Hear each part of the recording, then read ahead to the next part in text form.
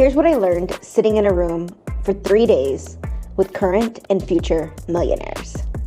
I attended Your First Million Live, put on by Arlen Hamilton just this year. And there's 2 reasons that I wanted to make this video.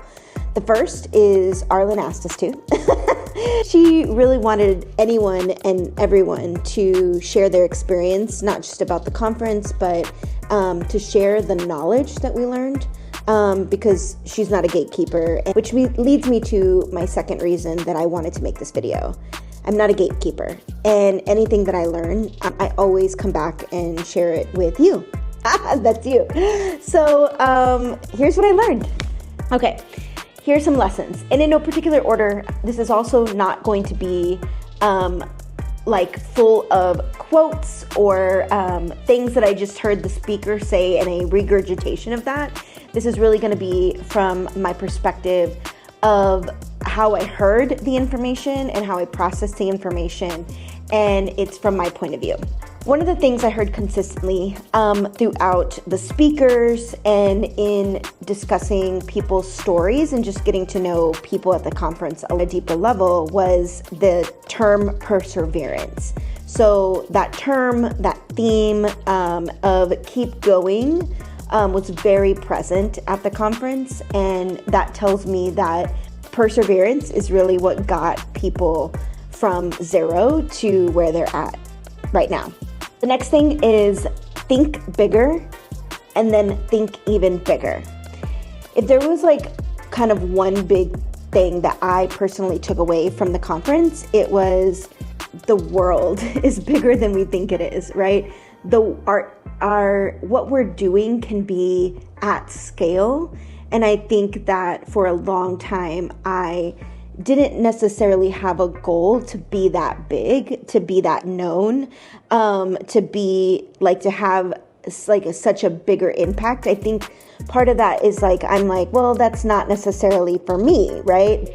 Because I was just trying to get to the next level, right? Versus I'm like, I'll think about like big impact, big plans whenever like I get to that next level of like where I want to be. And then like maybe we'll talk about like, okay, how do we do this at scale on like a global level, right? And I think that one of the things I left with was just to think big now, like to know that there are people truly doing big things in the world, like life-changing, game-changing, industry-changing things that if you have your idea or if you have your business that, you know, is something that you want to be at that level, think bigger. And then when you think big, think even bigger. And then the next thing is, oh my God, this is so good. So get into the right, not room, but conversation. So if I could put room on the screen and cross it out, get into the right conversations. And let me tell you, I met this woman named Mac, and she owns a company called Smacked, which is rolling papers. Like, yes, exactly what you think. For weed, I don't know if we can say this, but she had taken pictures of handing out her Smacked rolling papers to several of the speakers, including TLC's very own Chili. Yes, there's a picture of her handing out her rolling papers to Chili from TLC. Yes, to Chili. Oh my God. So what this taught me was that she wasn't necessarily in the right room. She literally was outside the building creating opportunities for herself. Shout out to Mac, okay? She didn't need a fancy ticket, and she wasn't just in the right room, she was in the right conversations. So there was just so many pictures of her handing out her Smacked rolling papers to some of these big timers, okay? These millionaires, right? And there's pictures of like the papers and they're handing it, and like, it's insane. It's insane. Did I mention she handed her papers to TLC's very own Chili? Oh my gosh. Okay. Lesson number whatever. Get into the right, not rooms, conversations. Next one. This is like something that hit home pretty hard. pay attention to who's paying attention to you. This was probably the most deepest lesson that I felt to my core that I learned from attending Your First Million Live because of the attendees specifically. So I had known some people prior to this event that were present that reflecting back, I felt, and in the moment, I felt pretty dissed by, not invited to like dinner and like just different things like that. And there were, not everyone that I knew before, but there were a few people that I could feel just very weird energy with. And I recognized that like some of those people didn't really care if I was around or not, didn't really maybe want me around. And so, but there were other women that I was just meeting that like, we hit it off right away, that wanted to make plans, that wanted to connect after the event. And this took me back to third grade. This is why it hit so home, is that I reflected back on all of my experiences and how friendships have shown up, female friendships specifically have shown up in my life. And it's always been this negative thing for me. And I look back and I realized that I was, chasing is not the right word because I'm like a person that takes a hint, but like I was a person that was waiting to be selected the entire, like, since, like, I don't know why third grade hit, but I was like, since third grade, like, I feel like I've been the type of person that was always waiting to be selected by the popular crowd or by people that I wanted to be in their circle for whatever reason. And the same thing is true up until the conference that, I wanted to be selected. But there were literally other women that wanted to go to lunch, that wanted to talk after the conference, that wanted to sit with me, right? And I just realized that I need to like stop paying attention to the people who don't really care that I am around. Not that they're mean to me or anything, but that they could care less, like they go on with their lives, right? And really pay attention to who's paying attention to me. So the lesson is pay attention to who's paying attention to you. I just wanted to get that out for a long time because that was a good one. That was a good one. The next is trust your intuition. So for me, when I went to the conference, I showed up with a lot of anxiety because I really like social anxiety, because I just being around a lot of people drains my energy. I was worried on how I was going to be received and all of the things. And so I really went in every single day and just told myself to trust my intuition, which led me to meeting Steph and Lola and Kelly and all these wonderful people that I would recommend, highly recommend, especially if you're more of an ambivert or an introvert going to a big conference. Like, trust your intuition and don't necessarily like think that you have to do everything with everyone. Just continue to tune into yourselves and trust your intuition about what you're supposed to do and who you're supposed to connect with. The next one is believe in your idea the hardest, even when no one else does. Now, I want to say that comes from Issa Rae. Yeah, Issa Rae was at the conference. Insane, right? Believe in your idea the hardest, even when no one else does. And I think that this is more of like a mantra, because when you tell people your ideas and they're not as excited about it, and or they may be saying, oh no, things like that won't work, or, I don't really get it, or whatever the case may be, you have to trust yourself enough to believe in your own idea the hardest first, in order for it to eventually work out. The next one, keep your conversations positive. So it wasn't everyone, I caught myself, but there were a few people where I started to, because I felt so open and just safe, I think I started to open up about things in my business that I wasn't happy with. And I kind of felt like it may have come across as like I was asking for help. And the responses I got were definitely helpful, but I didn't necessarily want to go in asking for anything or really wanted to like share my business, because I wanted to really get to know the person. And I think just looking back, in a situation or in a room, I mean, these are like millionaires and aspiring millionaires who are serious, who made an investment in themselves. I think I would have kept the conversation positive. Obviously, there are little nuances to go along with that, but I think looking back, I wouldn't have spread my business very much. And it wasn't a lot, but that's a lesson that I took away. Okay. Also ask how I can help you. Like, how can I help you, right? I think that's a great opener. And I want to say that might have come from Gary Vee. But if not, like when you're in conversations with people, ask them how you can help them. And there may be something that they say that you can help them with, or maybe somebody that you can connect them with. That could be something as well. So the next thing is be present. So I think that, again, kind of going back to social anxiety and being more of an introvert and ambivert, I think that being present really saved my energy, because I didn't go in each day with like these big expectations, like I'm going to meet 5 people and they're going to be business coaches and blah, blah, blah, blah, right? I just was present and reactive to what was happening in the moment, which made it even that much sweeter.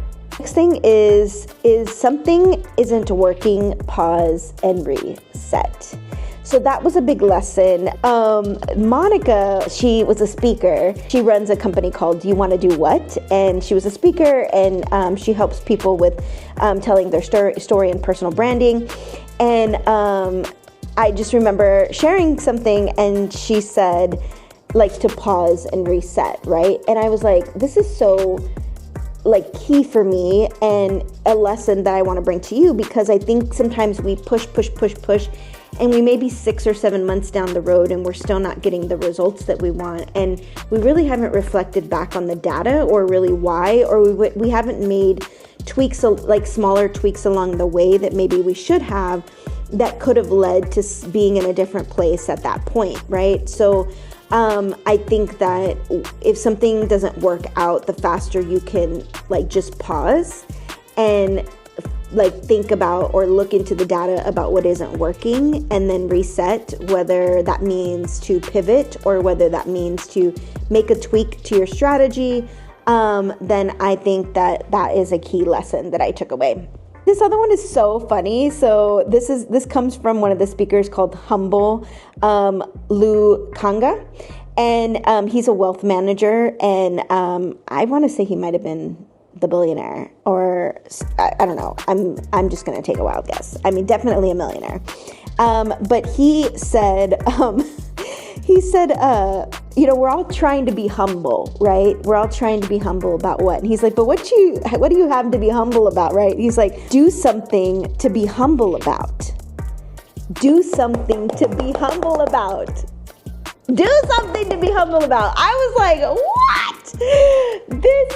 It like blew my mind. Like, I was like, you are so right. Like, now's the time, not necessarily to be humble. Like, obviously we don't want to be arrogant and like, oh my God, like, look at me, right? But we want to remember that, like, on the road to greatness, like, he has done some incredible things, and there are people out there doing some incredible things, way more than what I have done personally. And it just was like a perspective, like, don't be humble. Like, what do you have to be humble about? Like, do something worth being, where you have to be like, oh, humble about it, right? So I will say that my husband thought it was a little bit of a dig, but I didn't take it that way. I took it like it was a invitation to step up. That's how I took it. So do something to be humble about, right? Thank you, Humble, because that's his name. The other thing I learned, and I was supposed to write her name down, but I did not, shame on me, is she said, it doesn't get easier, the problems just change, in reference to entrepreneurship. So she was saying that when she started, she always thought like, oh, if I hire this person, or if I get to this amount of revenue, or if I do this next level thing, things will get easier. And she said it never gets easier. It never gets easier. It just, the problems that you're facing just change, right? And so what that told me and what I took away from that was that you're in this for the long haul, right? If you're an entrepreneur, you are in this for the long haul, and you better have your marathon kit on, right? Like, you better have your tool belt, like, ready to go, because this is not gonna stop. The hustle, in the sense of like always working towards something, and the next level, right, is always going to be there. The pressure of doing that. Entrepreneurship doesn't get easier. The problems just change. Again, from a millionaire's perspective, right? Somebody who's been there and doing it right now. Be yourself. So be yourself, be yourself, be yourself. And I think that it was Arlen who said, like, it wasn't, I don't think I heard this at the conference, but this brought up a reminder of an email. I think she said, but be yourself so that your people can find you. Yeah, be yourself. The other lesson is relationships are the ultimate currency. Relationships are the ultimate currency. Like, what you have in your life, like, that's worth anything is coming down to relationships. And I felt that to be true, because I think obviously we need money to survive. That's just how the world operates. But I think we need people to survive more. And whether it's our family, our business colleagues, to get through entrepreneurship, I agree with that. Relationships are the ultimate currency. One from Humble, he said that success is fulfillment 360. So I remember him saying that he wants to wake up excited to go to work, and he also wants to be excited to come home. And he's like, fulfillment 360. Yes, fulfillment 360 is the ultimate goal. I love that. The word collab came up a lot. Collab, collab, collab. By the way, if you haven't checked out my collaboration relationship management system in a box, you can do so now. Stop playing. I just wrote down stop playing. And I think this ties back to one of the earlier lessons of, like, think bigger and then think even bigger. Stop playing. Stop playing with yourself. If you want to do something great, go do something great. This other one was a reflection of what I experienced, and that was being tired is the ultimate form of being uninspired. Being tired is the ultimate form of being uninspired. And this came from personal experience of feeling tired. And it wasn't a physical or a mental tiredness, because I think physical tiredness, you just go to sleep, right? Mental tiredness, you take a break, you rest. But this is more of on a spiritual energy level of being tired, where you can sleep as much as you want, but you still wake up and you feel uninspired or like stuck. And being tired is a good form of why you're not inspired. So my recommendation would be to go get inspired by something. And this comes from Gary Vee, who I was so excited. It like made my life. I was like, I can die now. Thank you. You can build a business around what you like talking about. So he gave an example. I can't remember the specific example, but it was like, if you like talking about sneakers or Pokemon or whatever it is, like, just pick up the camera and do so, and you can make a business around that. And not for nothing, but he is pretty successful and has made a business around just that. So it's not just, I think, one of those things that people say, like the motivational things that people say. I think we have seen Gary Vee do this masterfully. So you can build a business around what you like talking about. Yay. I like talking about people going from zero to anything. And I am absolutely trying to build a business around that. The next thing is diversify that revenue.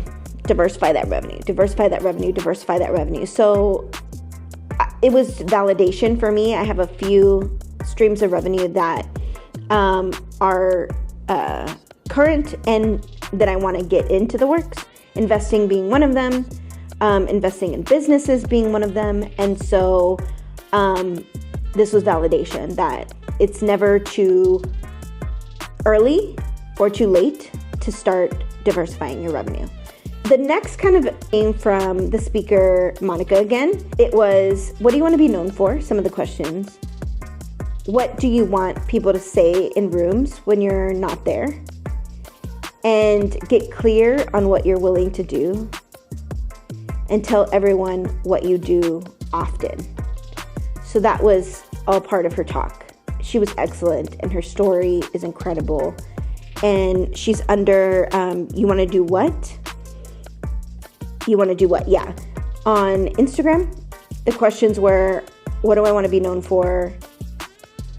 What do you want people to say in the rooms when you're not there? Which was a deep question for me. Get clear on what you're willing to do. And for me, that was like, once you've determined what you want people to say about you, get clear on what you're willing to do to make that happen, right? Because there's certain things that we're not willing to do to make that happen.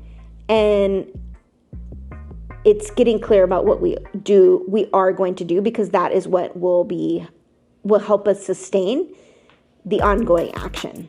And then tell everyone what you do often.